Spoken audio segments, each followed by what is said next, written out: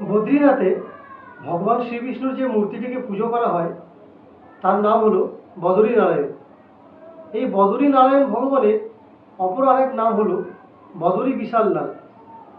যে সকল বৈষ্ণবগণ বদ্রীনারায়ণে যাত্রা করেন তারা সম্পূর্ণ অবগত আছেন যে সেখানে যখন ভগবানের জয় জয়কার করা হয় তখন বলা হয় বদরী বিশাল লাল কি জয়। সূর্য বংশে বিশাল নামক একটি রাজা ছিলেন। সেই বিশাল রাজা গঙ্গার তীরে দীর্ঘ 1000 বছর তপস্যা করেছিলেন এবং ভগবান নারায়ণ তার তপস্যায় সন্তুষ্ট হয়ে তাকে দর্শন প্রদান করেন এবং একটি বর প্রার্থনা করতে বলেন। রাজা বলেন যে আপনার দর্শন পেয়ে গেছি, আমি আর কি প্রার্থনা করব,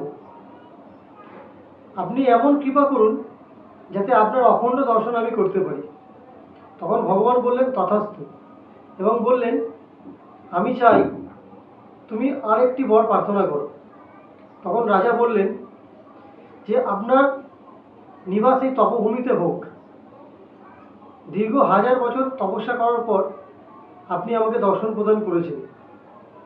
কলিযুগের মানুষের আয়ু অনেক কম, তাই আপনি এমন কৃপা করুন যাতে এখানে এসে কেউ অল্প ভক্তি করলেও আপনার দর্শন লাভ করতে পারে।